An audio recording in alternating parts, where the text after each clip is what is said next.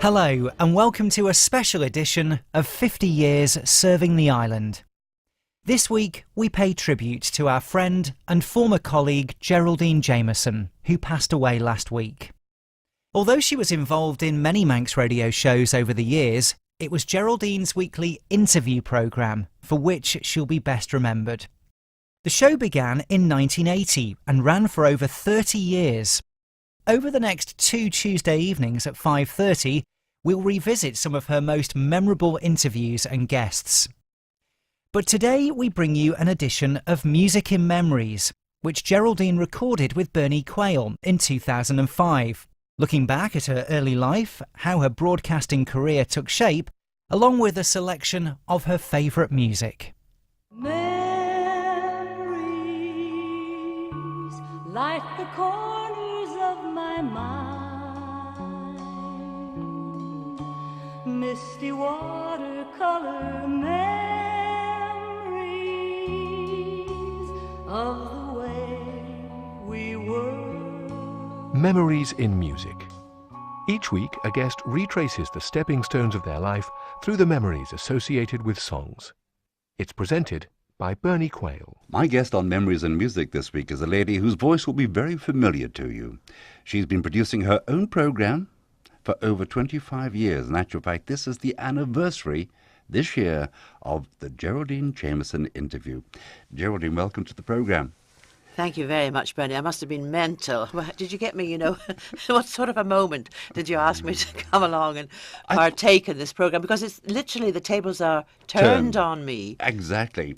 But I said that you've actually been recording programmes and interviews for more than 25 years, haven't you? Oh, yes, indeed, yes. Well, I suppose we should start at the beginning. People sometimes wonder, where does that accent come from? They must surely realise by now it's Irish.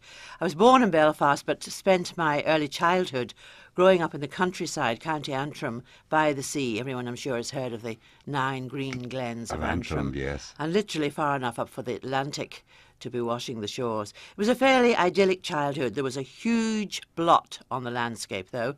I had elderly parents, really. I was their only child. And they decided that boarding school would be good for me. So they sent me to a really straight-laced, puritanical boarding school at the tender age of 7. I ran away from it 3 times. And my father reimbursed the postman who lent me half a crown in those days to get the bus to go home. He drove me back. Yeah. Mother was hysterical and all the rest. So after 3 times of thanking the postman for his care and attention to one and reimbursing him the half crown, I must have realised I wasn't going to win, so I should, knuckle down and get on with it. But now your broadcasting career began not in the Isle of Man. You'd done some broadcasting in Northern Ireland. Indeed I had, actually. After finishing this wretched school, I made my way to Dublin. I didn't broadcast immediately, but I joined Aer Lingus. Why I went to Dublin, really, was because they were the first airline that would take you as a hostess, as it was called then, at the age of 19. BEA and BOAC as it was, you had to be 21. So I went to Dublin and it was 5 marvellous years there, because the Abbey Theatre, the Gate Theatre, I remember meeting Michael McLeamore, Hilton Edwards, and all the fun that we had. It always seemed to be the sun was shining. I love Dublin too. In Dublin, Yeah. and wonderful cathedrals. Was my first taste of classical music was in the Evensong, Christchurch and St Patrick's Cathedral there. But one time I was on this aircraft and I had done the tannoy announcement, as usual. And as I was going up along the aircraft, a chap turned round to me and he said, "Did anyone ever tell you," he said, "you have a good broadcasting voice?" And I remember working my way back to the galley to the other girls and saying, "Guess what the latest chat-up line is? There's a man up there who's just said this to me." And they said, "Geraldine, don't you realise he's a producer, senior producer of RTE." That was the Southern Islands Yes, yeah. Radio Television Airns, their broadcasting service. And it stuck with me. Eventually I married. Is it through the airlines that you got to meet Stuart? Because Stuart's been into flying. Yes, but it was. We met actually at an airline party. Yeah. And it was other girls from other airlines that were having this party. And another chap was invited to it Stuart was home on RAF leave and brought him along. And he had been told that the other chap said, "Oh, come along." He said, "The County Antrim Dairy Princess will be at it." Well, it turned out that the County Antrim Dairy Princess's dad must have had a lot of money, because she actually had a terribly bad squint. So she wasn't really, desperately, the poor soul, good-looking girl. But anyway, he mistakenly thought I was instead, and very shortly, 15 months later, we married. Well, it was after the marriage that he said to me, "What do you do for a living?" Because Aer Lingus didn't keep on married personnel at that stage flying. And there's very little. I mean, I couldn't do typing, I couldn't bank, I couldn't do nursing, teaching, any of that. But I remembered what this man had said on that flight. And I actually rang the BBC in Northern Ireland and wrote to them as well. They weren't advertising, and told them with a complete, cheek, really, of a young person, with no experience at all. I told them why they should have me, what they were missing by not having me on their team, so to speak. So that's how really broadcasting started for me. I'm going to lead you straight into your first record, because it is tied into flying and with Stuart. We won't say why and what until we've heard the song, and your first choice is Bill Withers' Lean on Me. Sometimes in our lives we all have pain, we all have sorrow, but if we are wise, we know that there's always tomorrow.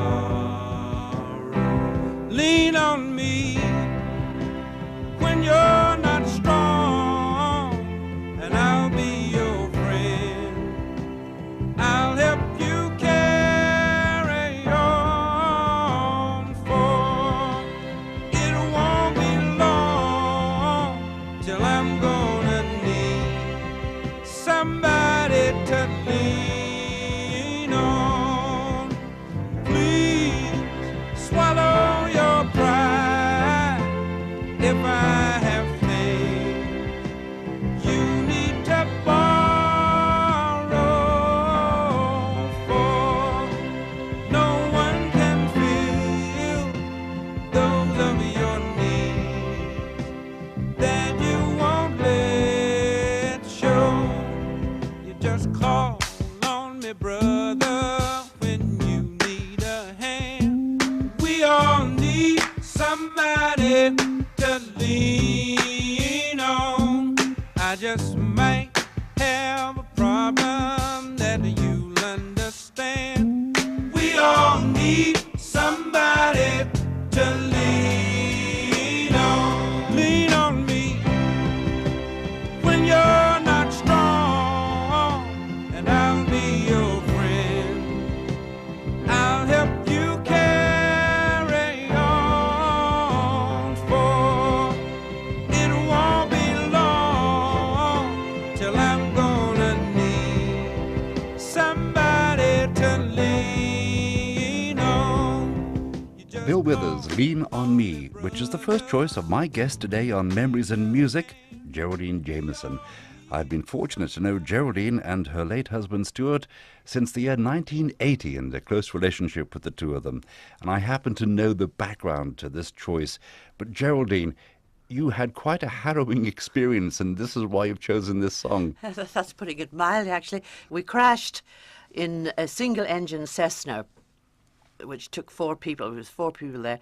Another girl, she'd never flown before at all. It was a terrible experience for her. She was 18, I was just married.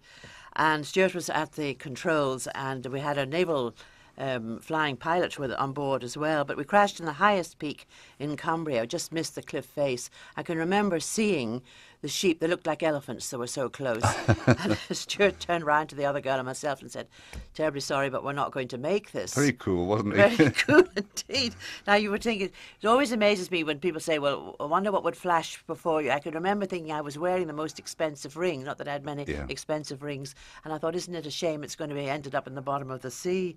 And the aircraft turned over, broke its back literally, and Lloyd's of London managed to get £60 for insurance. It was the a wreckage, total, yeah. total wreckage. Yeah. And I must say that all we had was a few bumps on the head. We had absolutely no injuries at all. When you see the devastation of that plane crash, you can't believe you all walked away from it. And we were stuck up there for not quite 24 hours, but a considerable length of time in thick snow and fog and ice. How we didn't pass out with hypothermia. Yeah. The naval chap went down, but he lost the way and then took the rescue party up the wrong peak.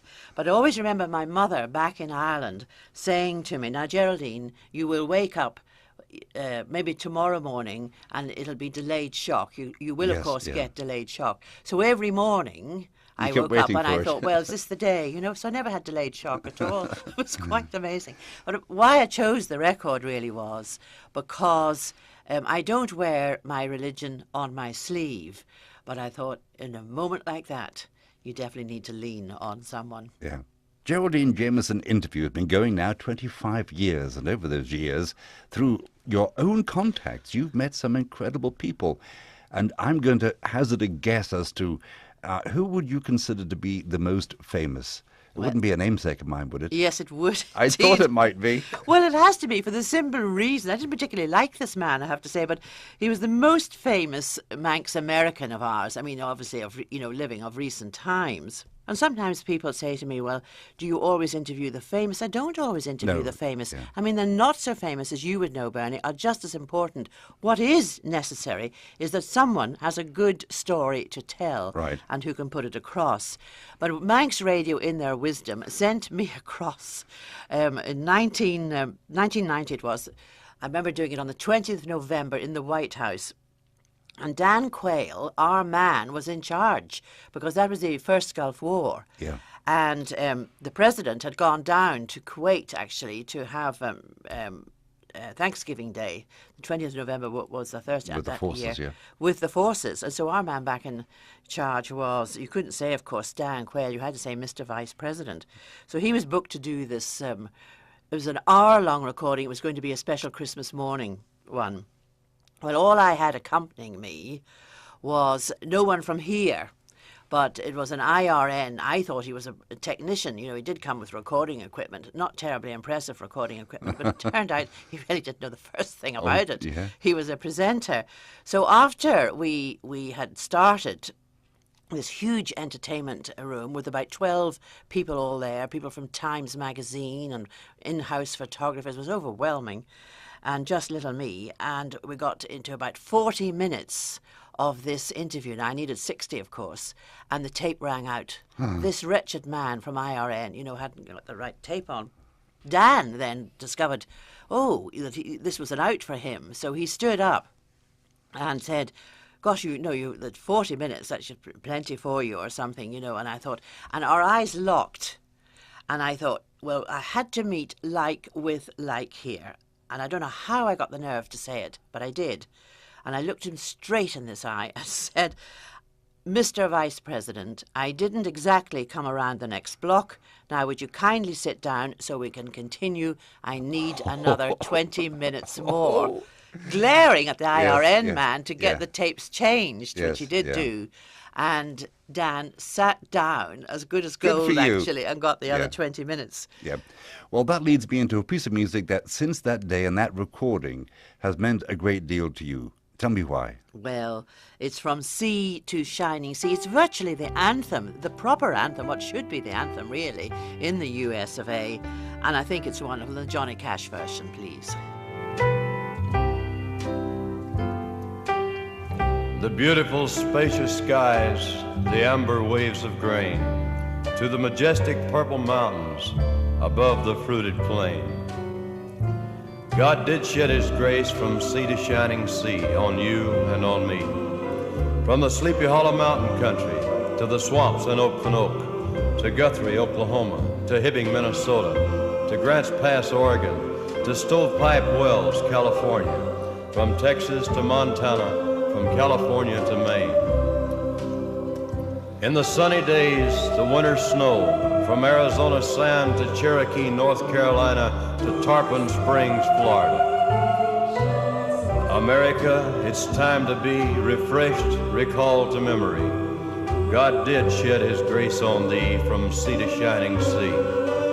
The land is big, the best is free, sand and surf, grass and tree, from sea to shining sea. God shed his grace on thee, And crown thy good with brotherhood, from sea to shining sea. You're listening to a special edition of 50 Years Serving the Island, where today we bring you an edition of Music in Memories, featuring long-serving Manx Radio presenter Geraldine Jamieson, who passed away last week. Presented by Bernie Quayle, the programme was first broadcast in 2005. And Geraldine, over the years, as we mentioned earlier, you've interviewed many famous people, and some have become very firm friends, very close friends. One in particular, Les Dawson. Les Dawson, Late yeah. and great Les Dawson. Well, you know, comedians are a nightmare to interview. They really are. Yes. And he was the worst. I mean, he was a dear personal friend. He and his wife loved to come over and stay with us and thought the Isle of Man was wonderful. But he was a complete and utter, a real nightmare to interview. I remember one wonderful day, we took them down to Craignish, to the lovely little place there where you can have food. But it was in the days when there were a couple of women who were cordon bleu cooks, and we had the little side room, Les and myself, my husband and myself, and Les Dawson thought there was fresh crab and fresh lobster. You know, it was just like all homemade and beautifully, simply presented. And we came with a bottle of white wine or something. And he looked out and he said, you know, he said, people in the West End of London would give their eye teeth, would pay a fortune for this. So afterwards we went round the village and took a little tour around the village, and we went into St. Peter's Church there, and the sun was shining on that round red window, and it was a beautiful glow. And there was a lady, and she was sort of dusting the windows and rearranging the flowers and so on. And the four of us just sat quietly in a back pew. Nobody spoke. And I could see her looking over and sort of recognising someone. And eventually I got up and we were going to put to sign the book, you know, the book that you can sign, the visitor's book, in the back of the church. And she suddenly and I opened my mouth and spoke, and she recognised my voice. She said, "Oh, Geraldine," she said, "I thought I recognised you." She said, "That book," she said, that's only for visitors." She said, "Celebrities," she said, "go into the vestry at the top." Yeah. And so anyway, we went in there, we signed the book and so on. And then eventually I introduced Les Dawson to her, and she then stood back and told us the story of her growing up in the past in Craignish, and she had this wonderful lilt in the voice, and she could see it, her childhood in the mind's eye. And when Les Dawson came out of that little church, he said, "That woman," he said to me, "you'll be mental," he said, "if you're not down here in a few days with recording equipment to get that woman, because she's just magic." And that story is fantastic. Well, within 5 days, I was back down at that church with the producer. And you know that programme, the lady was Doris Madrill, and that programme was requested more times by far than any other programme I've ever recorded here, including the Vice President of America. But now, Les Dawson, you were invited to the service at Westminster Abbey. Indeed, I was at actually his wedding, his funeral, and the memorial service at Westminster Abbey.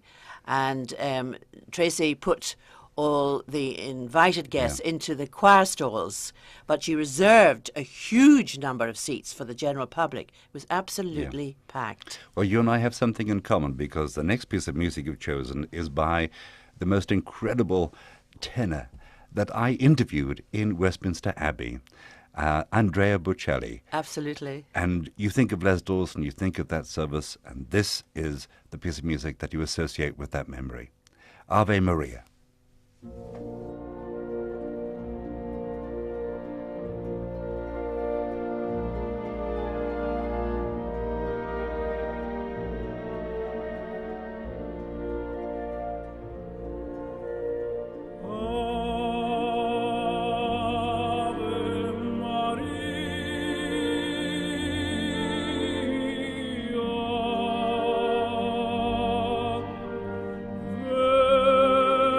Vergine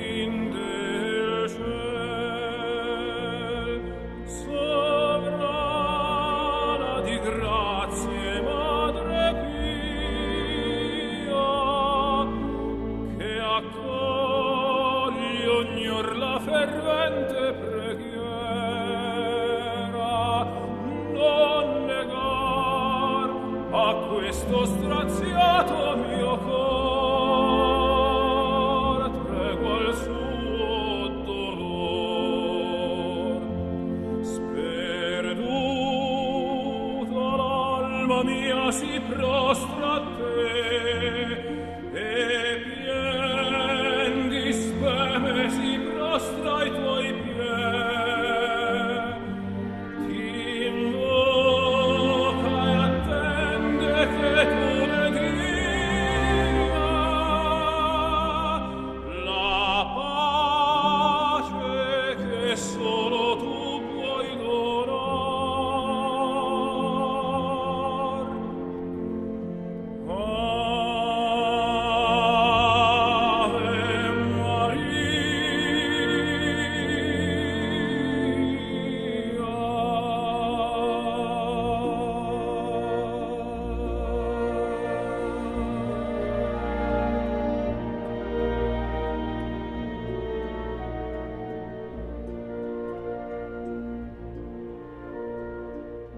Ave Andrea Bocelli with Schubert's version of Ave Maria, because there are at least 4 different Ave Marias, and that's the one that Geraldine likes most of all. Well, it was the one that was played actually at the memorial service for Les.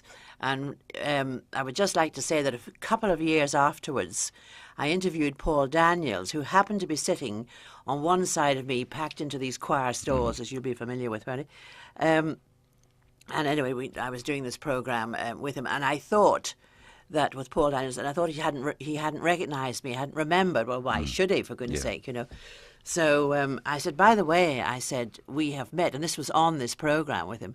I said, we have met before. He said, oh yes, where was that? And I said, was at Les Dawson's memorial service in Westminster Abbey. We were next to each other in the choir stalls.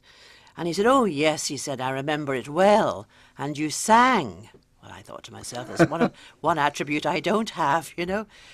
He said, oh, I said, sang? Oh, yes, he said, you sang. And 400 people changed their religion. And I said to the producer at the time, you will cut that out, of course, but he left it in.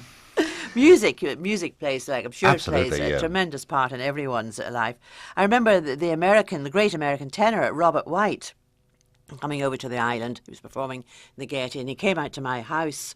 And I went through a list of tenors, which included people like Gigli, Mario Lanza, Caruso, you know, could shatter a glass from a distance, Placido Domingo, U.C. Bjorling, even John McCormick, because he was supposed to be John McCormick's replacement. This Even Robert White's own father, too. Exactly, Yes, yeah. exactly. And so I said to Robert White, now I said, these are all amazing people. What makes them so special? And he said, it's the beauty of sound, the excellence of the production of the voice itself, plus the musical intelligence. This touches people because, he said, music should go into the ear, bypass the brain, basically. Oh, yes. I like and that. go straight to the heart. Yes. Pretty hard to resist, and the singers that have that gift are very lucky indeed. Yeah. And for my final choice, it's something that I love personally, because Enya, she happens. It's last week on an Irish melody on this on this choice of this program. I mean, Dame Joan Sutherland has recorded this. Ella Jones with playing alongside Julian Lloyd Webber, the cellist whom I've interviewed. Anyway, I actually consider that Enya is streets ahead because she sings it, she holds the notes, just as Robert White really described. Yes. And it's ethereal. It's really piercingly Absolutely. beautiful. And do you know that all the radio stations in Ireland in the 50s and the 60s, it was banned. They were banned. They couldn't play I Dreamt I Dwelt in Marble Halls because it was considered too funereal. Good heavens. It's quite Yes. amazing, really. Well, the way she produces this particular song is absolutely gorgeous. And so, Geraldine, I wish we had more time. I really do. You've got so many stories that you can relate to music and to the musicians that you've met in your life. I thank you for taking the time to be with us today. Bernie, I've really enjoyed it. Thank you for asking me.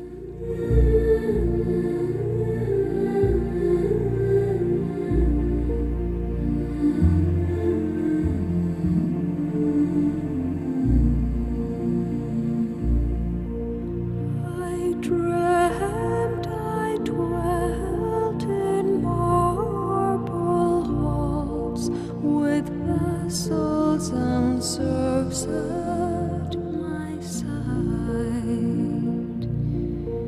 and of all who assembled within those walls, that I was the hope and the pride. I had riches all too great to count, and a high ancestral name, but I also dreamt, which pleased me most, that you loved me still the same, that you loved me still the same, that you loved me still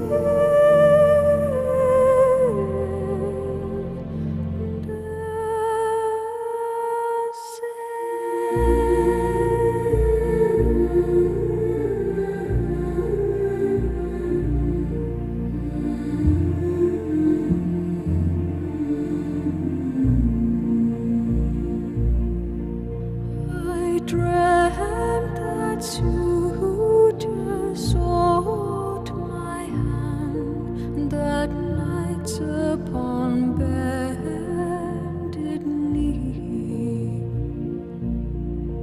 and with vows no maiden's heart could withstand, they pledged their faith to me.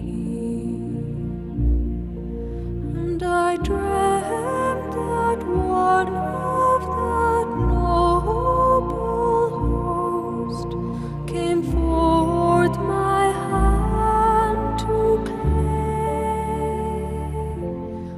but I also dreamt, which charmed me most, that you loved me still the same, that you loved me still the same, that you loved me still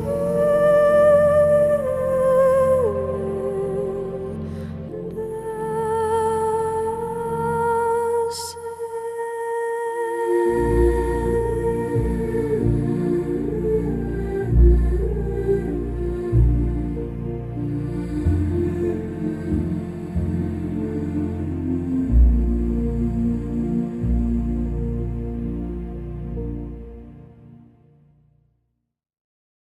You've been listening to a special edition of 50 Years Serving the Island, where we went back to 2005 to revisit the series Music in Memories, presented by Bernie Quayle, where his guest in this edition was the former Manx Radio presenter Geraldine Jamieson, who passed away last week. You'll shortly be able to hear this programme again by going to manxradio.com/portal. And over the next 2 Tuesday evenings at 5:30, we'll continue our tribute to Geraldine as we enjoy some of her most memorable guests from over 30 years of the Geraldine Jamieson interview.